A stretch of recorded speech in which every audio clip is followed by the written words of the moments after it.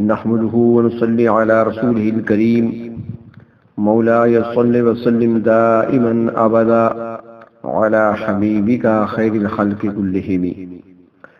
آج سلسلے کا درس نمبر 58 ہے اور سورۃ البقرہ کی آیت نمبر 68 تا 71۔ جیسا کہ کل کے درس میں یہ عرض کیا تھا کہ ان آیات کا تعلق ایک خاص واقعہ سے ہے، اور وہ واقعہ یہ تھا کہ بنی اسرائیل میں ایک شخص تھا، عامیل نامی شخص، جو کہ کافی مالدار تھا، اور اس کے بھتیجے اس کی موت کے انتظار میں تھے کہ جب وہ مرے گا تو اس کی دولت کے ہم وارث بنیں گے، کیونکہ وہ لا ولد تھا، اس کی اولاد نہیں تھی۔ اور پھر جب دیکھا کہ اس کی زندگی تو لمبی ہوتی جا رہی ہے تو انہوں نے کسی بہانے سے اس کو باہر لے جا کر کسی بستی کے قریب لے جا کر اسے قتل کر دیا۔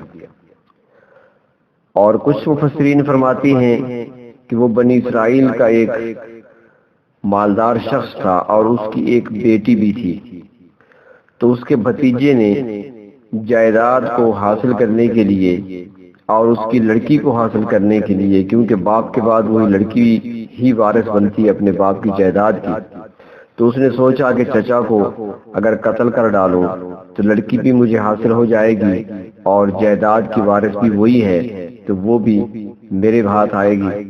تو اس لالچ میں اس نے اپنے چچا کو کسی بستی کے قریب لے جا کر کسی بہانے سے وہاں لے جا کر اسے قتل کر دیا اور لاش کو اس علاقے میں پھینک دیا۔ اور اس کی جو قریبی بستی تھی اس کے لوگوں سے وہ دیت وصول کرنے کا بھی ارادہ رکھتا تھا کہ وہ جائیداد بھی ہاتھ آئے گی، اس کی بیٹی بھی ہاتھ آئے گی، اور جس بستی کے قریب مقتول کی لاش ہوگی تو اس بستی والوں سے دیت بھی وصول کی جائے گی۔ تو اس قسم کے باطل خیالات اس کے دل میں تھے، مگر اللہ رب العزت نے اس بات کو جس کو وہ چھپا رہا تھا یا چھپا رہے تھے، اللہ رب العزت نے اس کو ظاہر کر دیا اور ساری تدبیریں اس کی ناکام ہو گئیں۔ جب وہ قتل کا یہ مقدمہ حضرت موسیٰ علیہ السلام کے پاس لے کر گئے تو انہوں نے اللہ تعالی کی طرف سے یہ حکم سنایا کہ پروردگار عالم تمہیں حکم دیتا ہے کہ تم ایک گائے ذبح کرو۔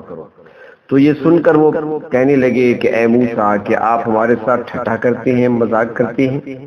تو موسیٰ علیہ السلام جواب میں فرماتے ہیں اعوذ باللہ ان اکون من الجاہلین، فرمایا کہ ٹھٹھا مذاق کرنا یہ تو جاہلوں کا کام ہے، میں تو اللہ کی پناہ میں آتا ہوں ایسی باتوں سے۔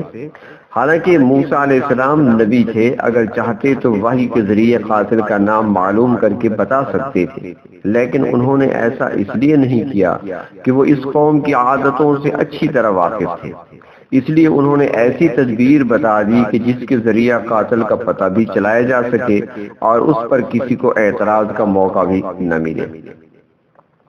اللہ تعالیٰ نے یہاں مقتول کے زندہ ہونے کے لیے ایک ظاہری سبب کو اختیار فرمایا، جس کی بظاہر وجہ یہ ہے کہ بنی اسرائیل کے ہاں اللہ تعالیٰ کا قرب اور تعلق حاصل کرنے کا یہی طریقہ مشہور تھا کہ وہ گائے ذبح کرتے تھے۔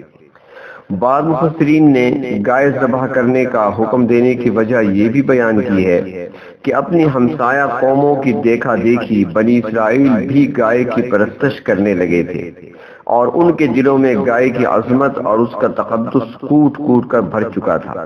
اب گائے کو ذبح کرنے کا حکم دینا ان کے امتحان کے طور پر تھا کہ اللہ کی عبادت اور توحید کا صرف زبانی دعویٰ کرتے ہیں اور اللہ کے غیر کی عظمت بھی ان کے دل میں ہے، یا ان کی زبانوں کی طرح ان کے دلوں میں بھی اللہ تعالیٰ کی توحید کا عقیدہ مضبوط ہو چکا ہے۔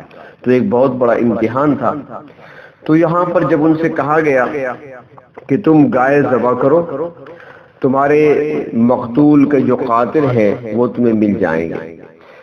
حدیث شریف میں آتا ہے، تفسیر در منصور میں اور تفسیر ابن کثیر میں، فرمایا گیا کہ اگر بنی اسرائیل اللہ تعالیٰ کے حکم کی فوراً تعمیل کر دیتے اور کوئی بھی گائے ذبح کر دیتے تو ان کا مسئلہ حل ہو جاتا، مگر ان کے مزاج میں چونکہ فساد آ چکا تھا، بگڑے ہوئے تھے، چنانچہ وہ سوال و جواب کا سلسلہ شروع ہو گیا، اور جب سوال و جواب وہ کرتے گئے تو خود ہی پابندیوں میں جکڑتے چلے گئے۔ الغرض بنی اسرائیل نے اللہ تعالیٰ کے حکم کی تعمیل میں فوری طور پر کوئی گائے یا بچڑا لے کر ذبح نہ کیا، بلکہ اس کے متعلق سوالات کرنے شروع کر دیے۔ اللہ تعالیٰ نے ان آیات میں سوال و جواب کی تفصیل بتائی ہے۔ چنانچہ ارشاد ہوتا ہے کہ جب انہیں گائے ذبح کرنے کا حکم ہوا تو کہنے لگے قالوا ادع لنا ربک یبین لنا ما ہی، اے موسیٰ علیہ السلام اپنے رب سے دعا کیجئے کہ وہ ہمیں تفصیل سے بتائے کہ جس گائے کو ذبح کرنے کا حکم دیا جا رہا ہے وہ گائے کیسی ہو۔ اور انہو یقول، حضرت موسیٰ علیہ السلام نے فرمایا کہ اللہ تعالیٰ فرماتی ہیں انہا بقرۃ لا فارض ولا بکر، کہ وہ گائے نہ تو بوڑھی ہے اور نہ عمر، بلکہ عوان بین ذالک، دونوں عمروں کے درمیان ہو، یعنی وہ بوڑھی بھی نہ ہو، بڑی عمر کی گائے بھی نہ ہو اور بالکل چھوٹی بھی نہ ہو، ان کے درمیان کی ہو۔ فَفْعَلُوا مَا تُؤْمَرُونَ، پس کر ڈالو جس چیز کا تمہیں حکم دیا گیا ہے۔ مقصد یہ تھا کہ اب بھی زیادہ سوال و جواب کے چکر میں نہ پڑو، بلکہ درمیانی عمر کی کوئی گائے لے کر ذبح کر دو، یہ اللہ تعالیٰ کا حکم ہے جس کی فوری تعمیل ہونی چاہیے۔ مگر وہ بدبخت قوم پھر بھی تعمیل حکم پر آمادہ نہ ہوئی، بلکہ دوسرا سوال کر دیا۔ قالوا ادع لنا ربک، یعنی اے موسیٰ علیہ السلام اپنے رب سے ہمیں یہ پوچھ دیں، یبین لنا، وہ ہمیں واضح طور پہ بتائے، ما لونہا، کہ اس گائے کا رنگ کیسا ہو۔ موسیٰ علیہ السلام نے پھر اللہ تعالیٰ سے دریافت کر کے انہیں بتایا، قال انہو یقول، حضرت موسیٰ علیہ السلام نے فرمایا بے شک اللہ تعالیٰ فرماتی ہیں انہا بقرۃ صفراء، وہ گائے زرد رنگ کی ہے، یعنی وہ زرد بھی ہو اور گہرا بھی ہو، گہرا زرد رنگ۔ تو فرمایا کہ گائے ایسی ہے کہ جس کا رنگ زرد گہرا زرد ہو، تسر الناظرین، جو لوگوں کا دل لبھانے والا ہو، جسے دیکھ کر لوگ خوش ہو جائیں، ایسے رنگ کی گائے ہونی چاہیے۔ بنی اسرائیل کے دل و دماغ میں چونکہ فساد بھرا ہوا تھا، انہوں نے تیسرا سوال کر دیا، قالوا ادع لنا ربک، اے موسیٰ علیہ السلام اپنے رب سے دعا کریں، یبین لنا ما ہی، وہ ہمارے لیے بیان کرے کہ وہ گائے کیسی ہو۔ ان البقرۃ شابہ علینا، بے شک گائے ہم پر مشتبہ ہو گئی ہے، یعنی ہم ابھی تک اس کی ٹھیک نشانیاں نہیں جان سکے۔ اگر ہمیں اس کی پوری تفصیل سے آگاہ کر دیا جائے اور ہمیں بتا دیا جائے، ہمیں سمجھ آ جائے، وَإِنَّا إِن شَاءَ اللَّهُ لَمُهْتَدُونَ، تو بے شک اگر اللہ تعالیٰ نے چاہا تو ہم راہ پا لیں گے۔ اس دفعہ انہوں نے اپنے مطالبہ کو اللہ تعالیٰ کی مشیت کے ساتھ منسلک کیا، گویا یہ آخری بات تھی جو انہوں نے دریافت کی، اور عام قانون بھی یہ ہے اسلام کا، وَلَا تَقُولَنَّ لِشَيْءٍ إِنِّي فَاعِلٌ ذَلِكَ غَدًا إِلَّا أَن يَشَاءَ اللَّهُ، یعنی جب بھی کوئی کام مستقبل میں کرنا ہو تو یوں نہ کہو کہ کل یا پرسوں ضرور کروں گا، بلکہ اس فعل کو اللہ تعالیٰ کی مشیت اور ارادے کے ساتھ معلق کر دو کہ اگر اللہ تعالیٰ نے چاہا تو ایسا کروں گا۔ اور یہی مومن کی شان ہے کہ وہ ہر کام میں اللہ تعالیٰ کی رضا اور اس کی توفیق کا طلبگار ہوتا ہے۔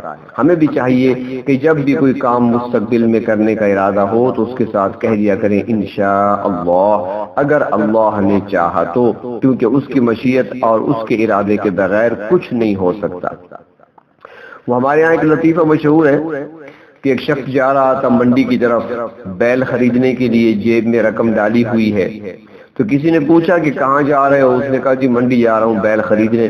اس نے کہا کہ جا رہے ہو منڈی کی طرف تو کہہ دو میں جا رہا ہوں انشاءاللہ وہاں پر بیل خریدوں گا۔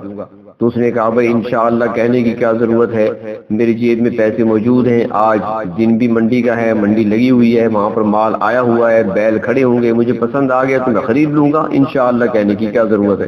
وہ چل پڑا، جب وہاں پر پہنچا تو بیل تلاش کرتا رہا، جب بیل مل گیا مطلوبہ تو اس کی قیمت طے ہوئی، جب قیمت طے ہو گئی تو قیمت ادا کرنے کے لیے جب جیب میں ہاتھ ڈالے تو وہ جیب کٹ چکی۔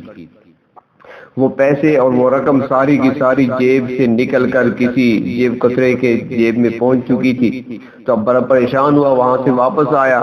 جب واپس آ رہے تھے تو وہی بندہ مل گیا. اس نے کہا کہاں گئے تھے, کہاں سے آ رہے ہو؟ کہنے لگا انشاءاللہ گھر سے نکلا, انشاءاللہ جیب میں پیسے رکھے, انشاءاللہ منڈی پہنچا, انشاءاللہ بیل خریدنے کا ارادہ تھا, انشاءاللہ قیمت طے ہو گئی, انشاءاللہ جیب میں ہاتھ ڈالا, انشاءاللہ جیب کٹ چکی تھی. تو وہ کہنے لگا کہ وہ صبح اگر ایک بار تو نے انشاءاللہ کہا ہوتا تو آج تجھے بار بار نہ کہنا پڑتا. وہ ایک سجدہ جسے تو گراں سمجھتا ہے 1000 سجدوں سے دیتا ہے آدمی کو نجات. تو اس لیے فرمایا گیا کہ جب بھی کوئی کام مستقبل میں کرنے کا ارادہ ہو تو پھر یوں کہا کرو کہ اگر اللہ نے چاہا تو انشاءاللہ. یہ نہ کہو کہ میں کل یا پرسوں یہ کام ضرور کروں گا, بلکہ اللہ رب العزت کی مشیت اور اس کے ارادے کے ساتھ اپنے کام کو معلق کر دیا کرو. اس آخری سوال کے جواب میں حضرت موسیٰ علیہ السلام نے فرمایا قال انه یقول, فرمایا کہ اللہ تعالیٰ فرماتی ہیں انها بقرۃ لا ذلول تثیر الارض. ذلول کے معنی لفظی معنی ہے ہموار کی گئی, اور عربی میں جس اونٹنی کو سواری کے لیے ہموار کیا گیا ہو اسے ناقۃ ذلول کہتے ہیں, اور ہموار کرنے کے لیے محنت کی ضرورت ہوتی ہے. تو یہاں لا ذلول کا مطلب یہ ہے کہ اس سے محنت نہ کرائی گئی ہو, کہ تثیر الارض کہ وہ زمین اکھاڑتی ہو, یعنی کبھی حل میں بھی نہ جوتی گئی ہو. ولا تسقی الحرث, اور اس نے کبھی کھیتی کو سیراب بھی نہ کیا ہو, یعنی کبھی اس سے پانی کھینچنے کی محنت بھی نہ لی گئی ہو.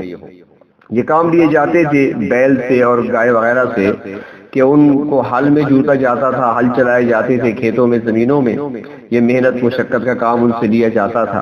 اور دوسرا پانی کھینچنے کا کام بھی ان سے لیا جاتا تھا, یعنی پانی اس کے اوپر لاد کر ایک جگہ سے دوسری جگہ لے جانا, پانی بھرنا.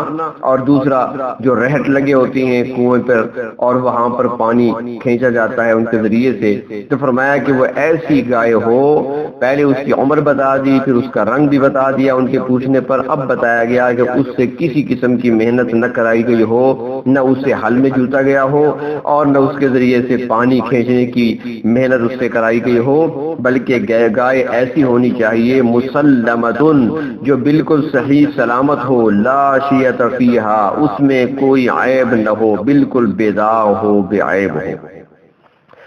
حضرت موسیٰ علیہ السلام نے بنی اسرائیل کو ان کے تمام سوالات کے جوابات دے دیے کہ مطلوبہ گائے کس عمر کی ہو, اس کا رنگ کیسا ہونا چاہیے, اور پھر وہ ایسی ہونی چاہیے جس سے محنت کا کوئی کام نہ لیا گیا ہو, بلکہ صحیح سلامت اور بیداغ ہونی چاہیے. اب ان کے لیے فرار کا کوئی راستہ باقی نہ رہا.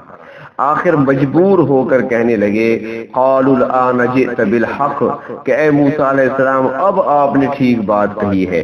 حالانکہ بات تو انہوں نے پہلے بھی درستی فرمائی تھی, پہلے ہی وہ ٹھیک بات کہہ رہے تھے, ان کے اپنے دماغ خراب تھے, ان کو سمجھ نہیں آ رہی تھی. ان کے جواب اور ان کی بات تو پہلے ہی ٹھیک تھی, یہ ان کی اپنے دماغوں کی خرابی تھی جو عمل درآمد میں لیٹ ہو رہے تھے اور اس کے اندر ٹال مٹول سے کام لے رہے تھے. اب انہوں نے سوچا کہ تعمیل حکم کرنی ہی پڑے گی. فذبحوها, تو مطلوبہ گائے تلاش کرنے اور اس کی بھاری قیمت ادا کرنے کے بعد اسے ذبح ہی کر دیا. وما كادوا يفعلون, اور حقیقت یہی ہے کہ وہ ایسا کرنے پر تیار نہیں تھے مگر اب مجبور ہو چکے تھے. جیسا کہ پہلے بات ہو چکی کہ بنی اسرائیل خود اپنے اوپر پابندیاں عائد کر کے مجبور ہو گئے, اور یہ اصول آج بھی ہمارے اندر جاری ہے کہ جو شخص خود اپنے اوپر کوئی پابندی لگا لے گا وہ خود ہی تنگ ہوگا, وہ خود ہی پریشان ہوگا. آج کل کتنی فضول رسومات ہیں, ہم دیکھ لیں اپنے ماحول میں دیکھیں, اپنے معاشرے میں دیکھیں, اپنے ملک کے اندر دیکھیں, اور جو بری رسمیں اپنے اوپر عائد کی جا رہی ہیں اتنے ہی ان کے اندر جکڑے جا رہے ہیں. نہ خدا راضی ہوتا ہے اس سے, نہ اس کا رسول راضی, اور نہ خود ہی راضی رہ سکتے ہیں. اب ایک ایک رسم کو دیکھ لیجئے, ہم نے اپنے آپ کو کتنا جکڑ رکھا ہے. جہیز کی رسم کو لے لیں, اس کو دیکھ لیں کہ اس نے آج کس حد تک طول پکڑا ہے.